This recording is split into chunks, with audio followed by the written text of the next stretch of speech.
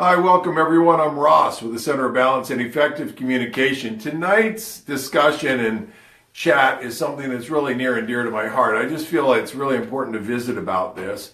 It's about where and how do we access patterns in our lives. You know, so often we're talking about making change, and a lot of our choices and lives are kind of on automatic. We're familiar.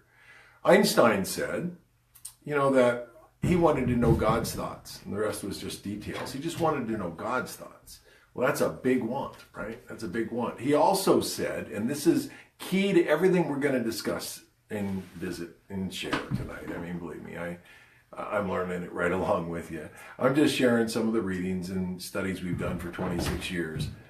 Einstein said that when we are faced with the unknown, and we want to know the unknown, kind of like God's thoughts, other than the details.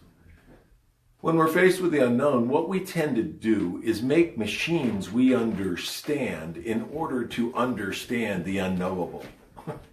And he said that's flawed thinking. It doesn't work. It just is damaged from the beginning.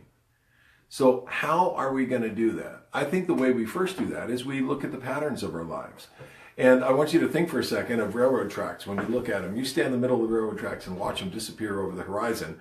Those railroad tracks get more narrow, okay, as they get further away from us. They don't really, but our perception makes them that way. Well, as we get older and we get more patterned in our lives, our patterns show up with greater frequency and greater intensity in our lives, kind of like that thing disappearing over the horizon. They get more narrow, and more about that in a minute. I hope you all like the new phone we're using tonight, because I dropped the phone today and we would have been talking through cobwebs, and so I hope this works for you today.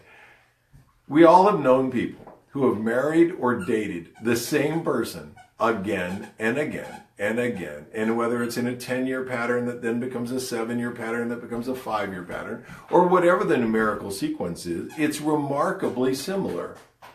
And that's how it goes. That's how we pattern. That's because we're associative learners. But you know who can't see that pattern? Is the two people that are right in the middle of it. They can't notice it.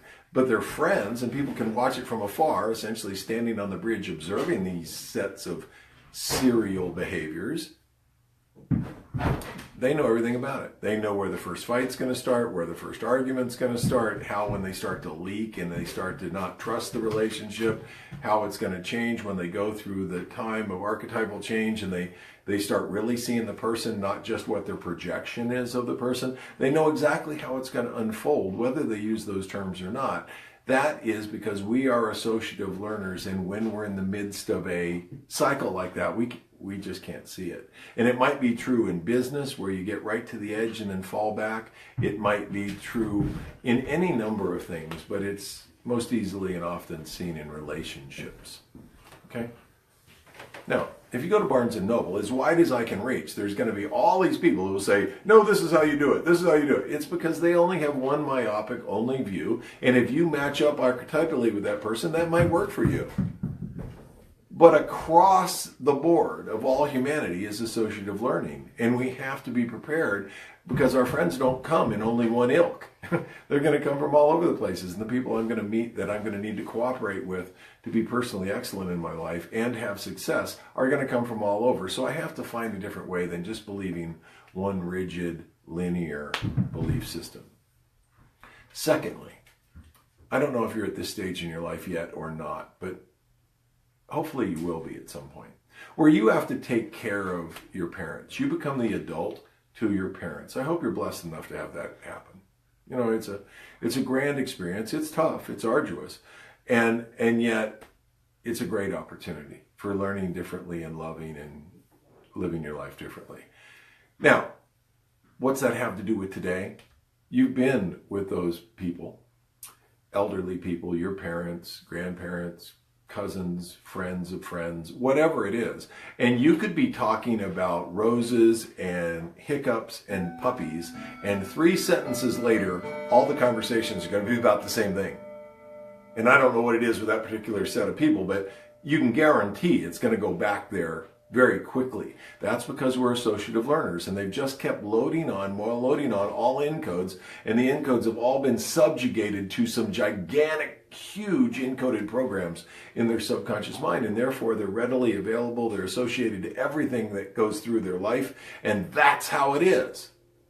Well, it doesn't have to be that way. It's just how they've learned it, and they don't have the right tool to recapture much of that energy and to see their life that much differently.